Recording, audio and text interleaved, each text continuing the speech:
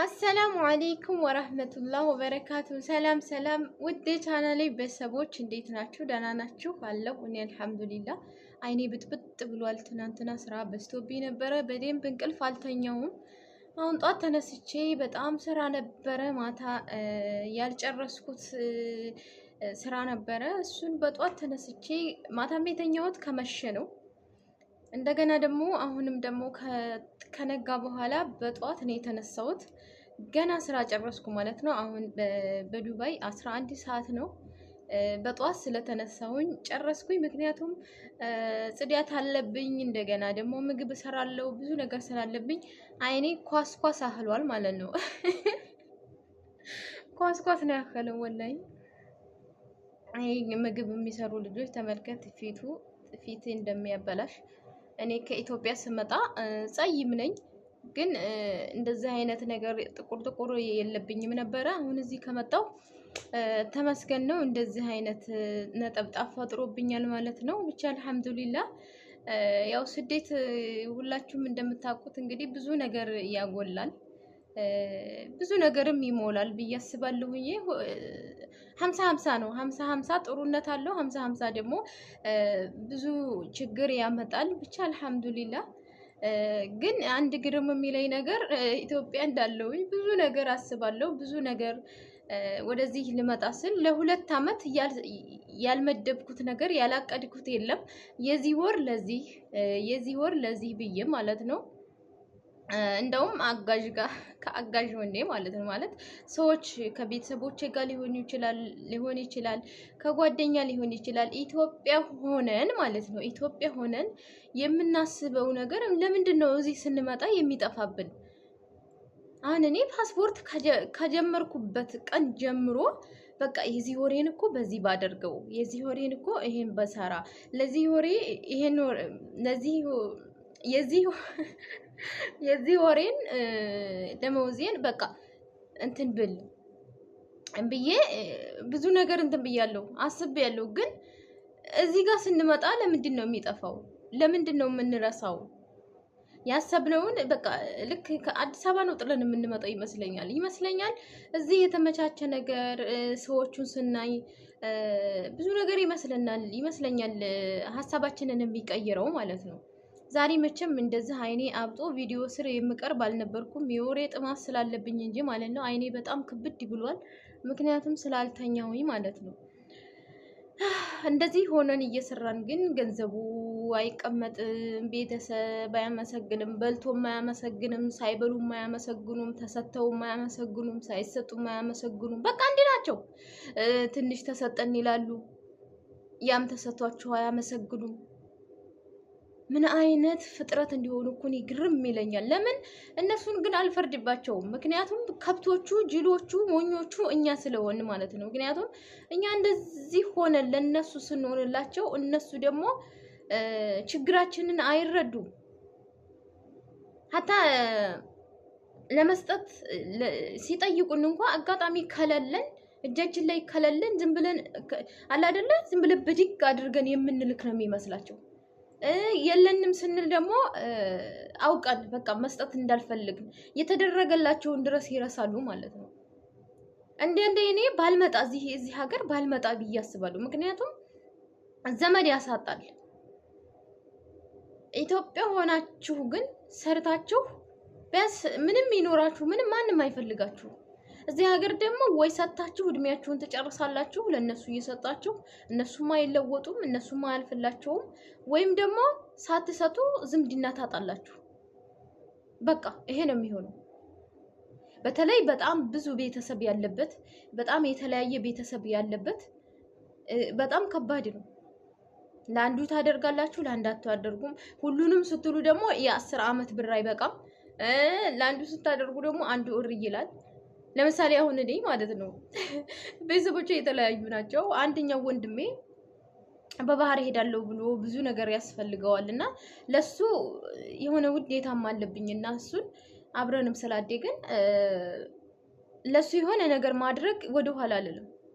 ከዛ ደግሞ ሌላ ወንድም አለኝ እንደዚህ ተራርቀን የምንኖር ማለት ነው። እሱ ሲሰማ ይሄንኛው ወንድሟን ልትወስድ ነው ብለው ሲነግሩት ማለት ነው ያንኛው ደግሞ በባህር ሄዳለሁ አለ። አስቡት የኛን እንግዲህ መከራችንን ማለት ነው። ይሄንኛው በባህር ሄዳለሁ እያለ መከራ ውስጥ ነኝ፣ ለዚህኛው እያሰብኩኝ ነበረ። ነገር ግን ያንኛው ሰማ። ያንኛው ገና ልጅ ነው። ያንኛው ሲሰማ ምን አደረገ? ያንኛውን ወንድሟን ስለምትወድ እኔም እሄዳለሁ፣ እኔም ባህር እገባለሁ ብሎ ስልክ አስደወለብኝ። ያንኛውን ወንድምሽን ስለምትወጂ ይሄው እኔም ባህር እገባለሁ አለ ማለት ነው። ከዛ ምን አደረኩኝ? ሁለቱንም ተውኳቸው። በቃ እኔ መሞት የለብኝማ ስለነሱ ሳስብ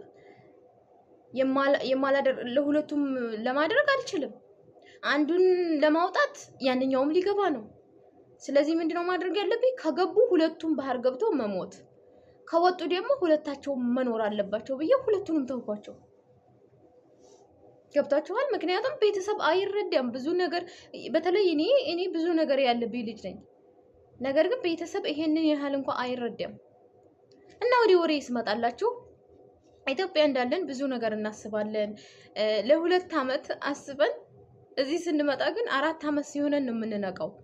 4 ዓመት ሲሆነን ስንነቃ ግን በዜሮ ነው ያለነው። ለምን ይሆን ይሄ እንደዚህ የሆነው? ለምን ይመስላችኋል? ከኛ የጎደለ ነገር ስላለ እኮ ነው። እዚህ ያሰብነውን እንረሳዋለን። ወይም እዚህ ቤቱ ሊመችን ይችላል፣ ወይም በቃ እችን ወር እንደዚህ ላርጋትና በዚህ ወር ታካታለሁ ብለን ስለምናስብ እንጂ ማለት ነው።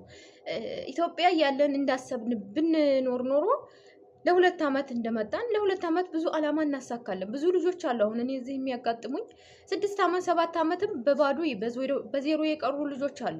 በዛውም ተቃራኒ ደግሞ ብዙ ልጆች ያገኘዋሉ ማለት ነው። 4 ዓመት ሆኗቸው ብዙ ነገር ያደረጉ ብዙ ነገር በቃ በአራት ዓመት ውስጥ ነው ይሄን ሁሉ ያደረግሽው ብላችሁ እስከሚገርማችሁ ድረስ ማለት ነው። በጣም ጎበዝ ጠንካራ ልጆች አላማቸውን ኢትዮጵያ ያለሙትን እዚህም የሚያልሙ ማለት ነው። የሚያልሙ ልጆች በጣም ጠንካራ ልጆች አሉ፣ እኛን የማይመስሉ ማለት ነው። ብዙ ጠንክረው የሚሰሩ ቤተሰባቸው ሊሰጡ ይችላሉ። ነገር ግን አላማ ላይ የሚያውሉ ልጆች አሉ። ባል ሊሆን ይችላል፣ ምን ሊሆን ይችላል፣ ሳያከስራቸው በሰላም በቃ ውጤታማ ሆነው 4 ዓመታቸውን ጨርሰው ሀገራቸው የሚገቡ ልጆች ብዙ ልጆች አጋጥሞኛል ማለት ነው። ለምን ይሄ ምንድነው እንደዚህ የሆነው? የተለየ ነገር ሆኖ አይደለም፣ ከኛ የተለየ ነገር ሰርተው አይደለም። ኖ እንደዛ ሳይሆን ኢትዮጵያ አልመው ነው የመጡት። ገና ፓስፖርታቸውን ሲዋጡ እኔም እናንተም ሁላችንም እንዳለም ነው አልመው ነው የመጡት።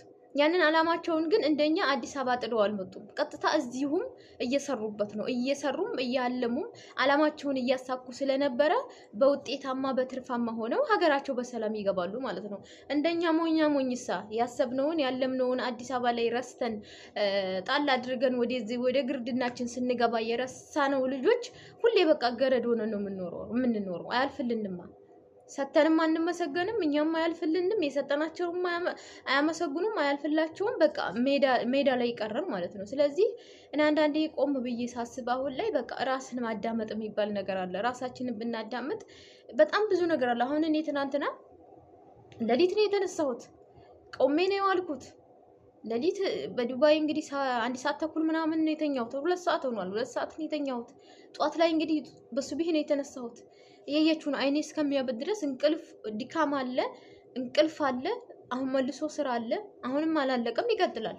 እንደዚህ እየሆነ ታዲያ እንዴት ነው እኛ አላማችንን የምንረሳው? መዘንጋት የለብንም። ሁላችንም ስደት ላይ የምትመጡ ልትሆኑ ትችላላችሁ፣ እዚህም ያላችሁ ልትሆኑ ትችላላችሁ። የቀደመ ነገር የተበላ ሊኖር ይችላል። ያ የተበላውን ራስታችሁ እንደገና ነው አዲስ መሆን ያለባችሁ። እንደገና አላማችሁን ማለም አለባችሁ ማለት ነው። አለበለዚያ አላማ የማይታለም ከሆነ ብዙ ልጆች አሁን አላማቸውን እየረሱ ከዛ እያሉ 10 ዓመት 20 ዓመት እድሜያቸውን ጨርሰው ቤተሰብ ጋር ሄደው የሚወድቋሉ። እዛም ቤተሰብ ጋር ከሄዱ በኋላ ቤተሰብ የማያይባቸው ሁኔታ አለ። ይሄ ከመሆኑ በፊት ግን ያለፈው አልፏል። እንደ አዲስ ራሳችሁን ፈትሻችሁ ራሳችሁን አይታችሁ እኛ ምን ላይ ነን፣ እንዴት እየሆን ነው፣ በሽታ ቢመጣ ህመም ስቃይ ውስጥ ብንገባ ችግር ላይ ብንወድቅ ብዙ ሰው አሁን አረብ ሀገር ያለች ሴት የምትቸገር አይመስላቸውም። ኢትዮጵያም ሄዳ ደግሞ የምትቸገር አይመስላቸውም። በቃ ብዙ ብር ያላት ነው የሚመስላቸው ማለት ነው። አካውንቷ በቃ በጣም ብዙ ብር አላት ማለት ነው። ስለዚህ የሚረዳት ሰው የለም። ለአረብ ሀገር ሴት ማንም አይረዳትም። ስለዚህ ራሳችሁን መርዳት አለባችሁ ላለው ውዶቼ። ላይክ ሰብስክራይብ ሸር እያደረጋችሁ ቪዲዮዬን አበረታቱኝ እላለሁኝ። ለዛሬ ይሄን ይመስላል ቪዲዮዬ። እንቅልፍ የመጥቷል። ትንሽ ተኝቼ ሴትዮ እስከምትነሳ ድረስ ወደ ስራ ገባለሁ ማለት ነው። ሰላም ቆዩልኝ።